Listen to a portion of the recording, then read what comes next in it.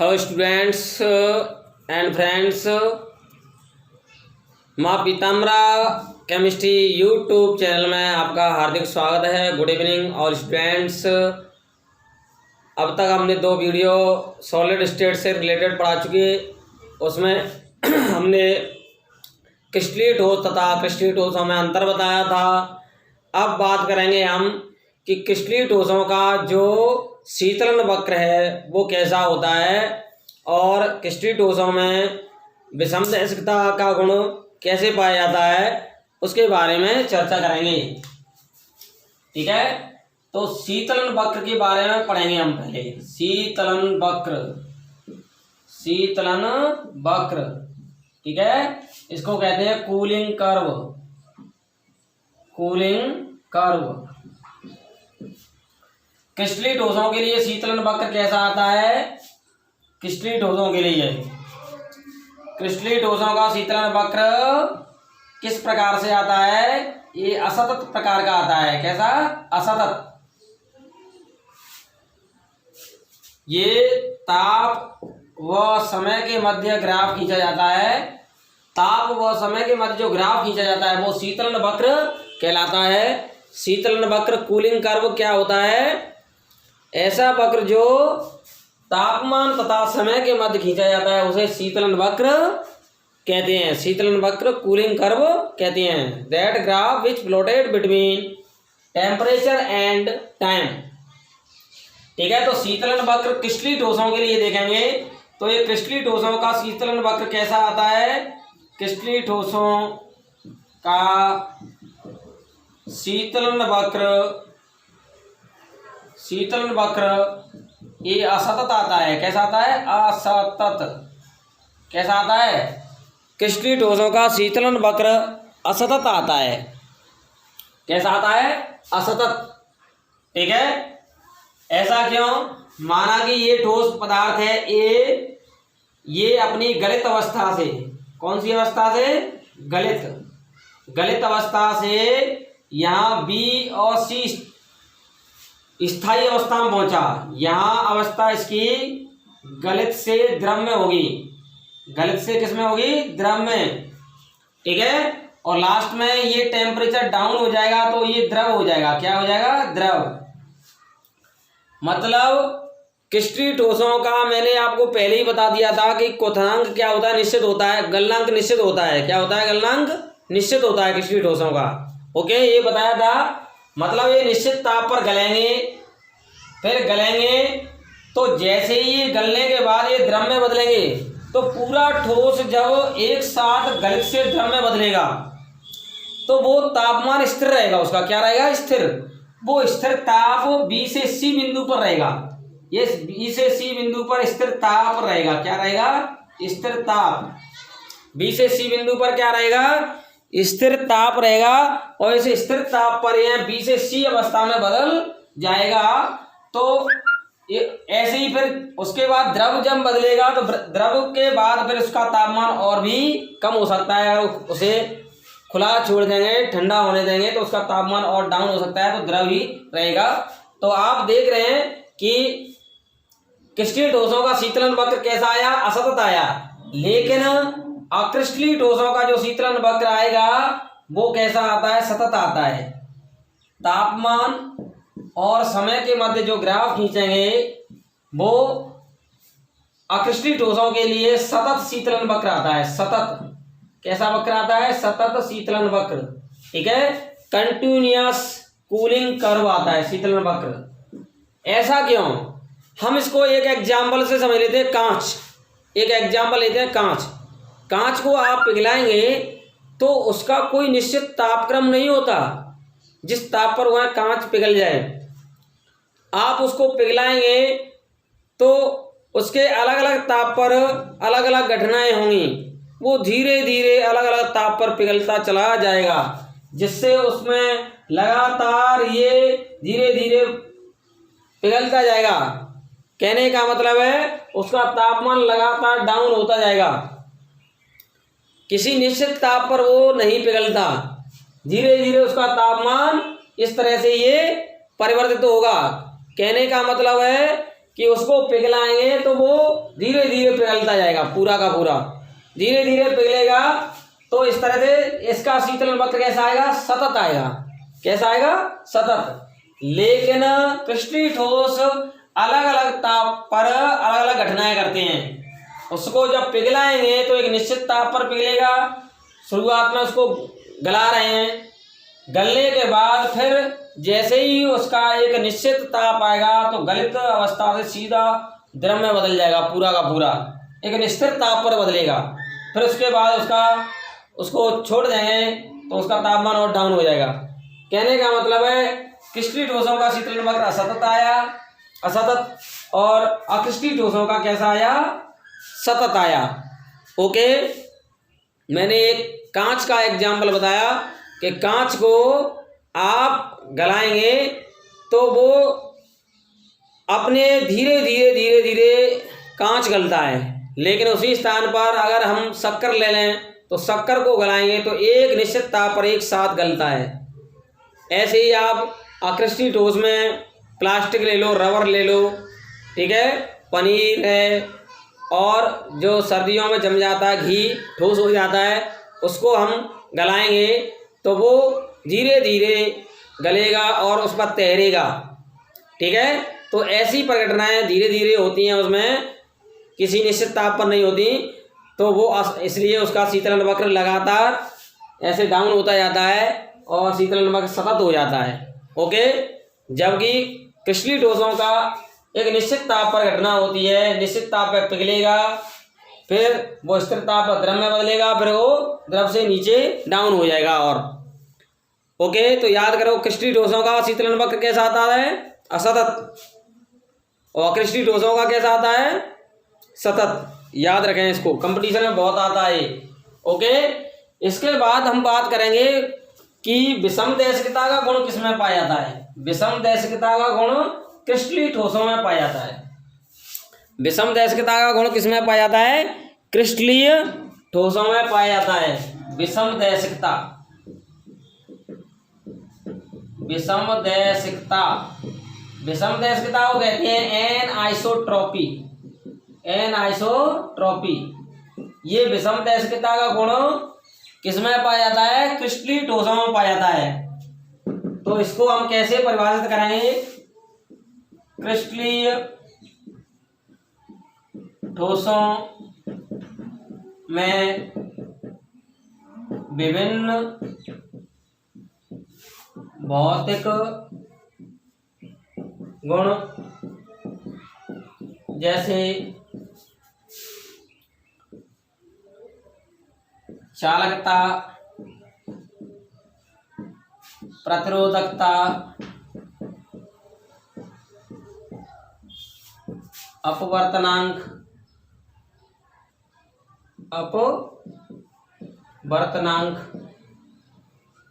ठीक है, तनन सामर्थ्य,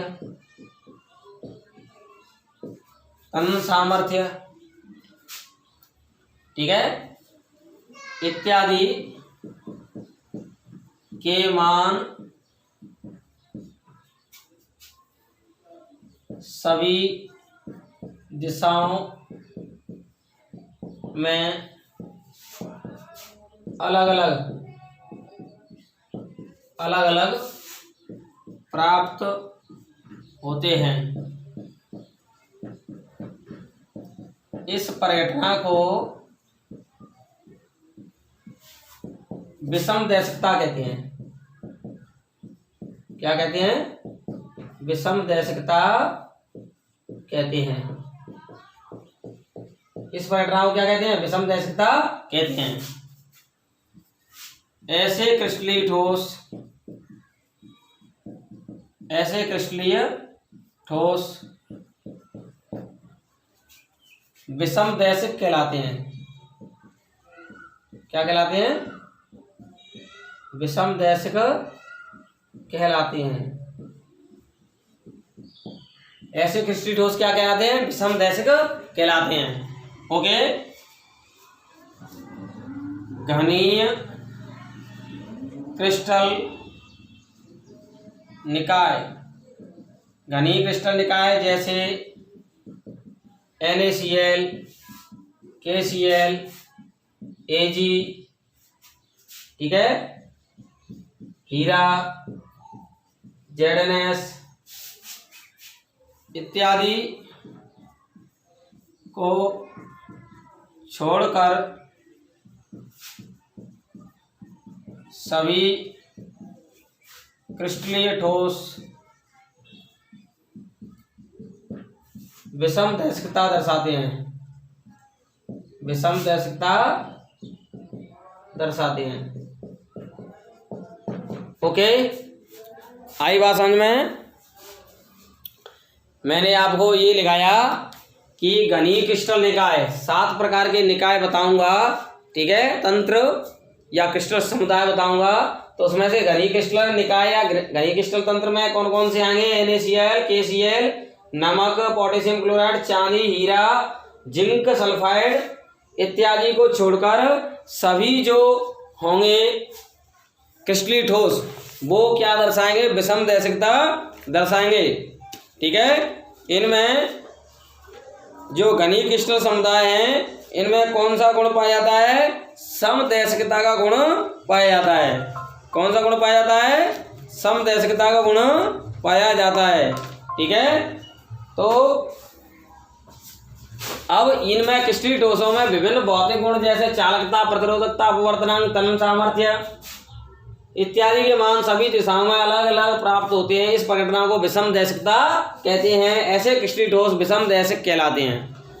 ओके, आई बात समझ में? Different physical properties in crystalline solid like conductivity, resistivity, refractive index, tensile strength are often different in different direction. This phenomena is known as anisotropy, ठीक है। Those crystalline solid are known as anisotropic, anisotropic, ठीक है। Cubic crystal system like NaCl, KCl, Ag चांदी, diamond, zinc sulphide accept, इनको छोड़ करके all crystalline solid anisotropy represent करते हैं। क्या रिप्रेजेंट करते हैं? एनाइसोट्रॉपी। तो घनी मतलब घनी क्रिस्टल समुदाय को छोड़ दो, बाकी क्रिस्टलीय ठोसों में ये विषम तैस्कता पाई जाती है। कभी कभी बोर्ड में ऐसे क्वेश्चन पूछ लेते हैं कि क्रिस्टलीय ठोसों में तथा क्रिस्टलीय ठोसों में से किसमें विषम तैस्कता का गुण पाया जाता है। ये क्वेश्चन बोर्ड में कई बार पूछ लिया गया है। क्रिस्टलीय ठोसों में तथा अक्रिस्टलीय ठोसों में से किसमें विषम तैस्कता का गुण पाया जाता है। तो ध्यान रखें, क्रिस्टलीय ठोसों में विषम तैस्कता का गुण पाया जाता है। क्रिस्टलीय ठोसों में क्या पाया जाता है? विषम तैस्कता का गुण पाया जाता है। ये बहुत ही इंपॉर्टेंट क्वेश्चन है, 1 नंबर का क्वेश्चन पूछ लिया जाता है। किसमें विषम तैस्कता का गुण पाया जाता है? क्रिस्टलीय ठोसों में। कई विद्यार्थी अक्रिस्टलीय ठोस करे आते हैं, ठीक है। तो ध्यान रखना, विषम तैस्कता का गुण किसमें पाया जाता है? ये क्रिस्टलीय ठोसों में पाया जाता है। अब ये विषम तैस्कता क्रिस्टलीय ठोसों में क्यों पाई जाती है? देखो, इसको एक सरल एग्जाम्पल से समझ लेते हैं। इस तरह से ऐसे समझ लेते हैं इसको। ये क्रिस्टलीय ठोस है, ये क्या है? क्रिस्टलीय ठोस है। इस तरह से ये क्रिस्टलीय ठोस हमने बना लिया। ओके, 4 अवयवी कणों के बीच में एक छोटा अवयवी कण आ गया। इस तरह से 4 अवयवी कणों के बीच में एक छोटा अवयवी कण आ गया और ये क्रिस्टलीय ठोस हो गया। क्या हो गया? ये क्रिस्टलीय ठोस की संरचना हो गई। किसकी संरचना है? क्रिस्टलीय ठोस की। इसमें आप देख रहे हैं, जब हम प्रकाश गुजार रहे हैं, जैसे ए से बी दिशा में ऐसे प्रकाश गुजार रहे हैं। ए से बी दिशा में हमने क्या गुजारा? प्रकाश गुजारा। ए से बी डायरेक्शन में हमने इसमें क्रिस्टलीय ठोस में प्रकाश गुजारा। तो इसका अपवर्तनांक का मान हमने ज्ञात किया।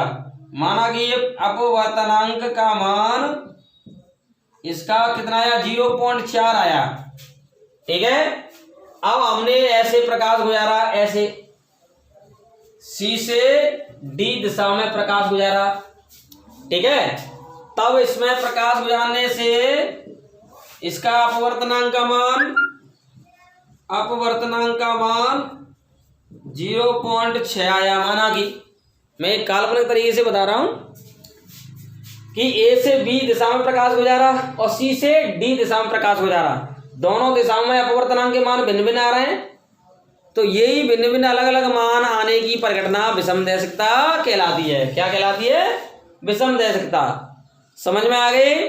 तो ये क्रिस्टलीय ठोसों में विषमदैशिकता का गुण पाया जाएगा। क्रिस्टलीय ठोस, जितने भी हम क्रिस्टलीय ठोसों के सूत्र जानते हैं अपनी तरफ से, वो सब क्रिस्टलीय ठोस होते हैं। ठीक है, जिनके सूत्र हम जानते हैं, जैसे आपने बोला शक्कर, तो शक्कर का सूत्र जानते हैं।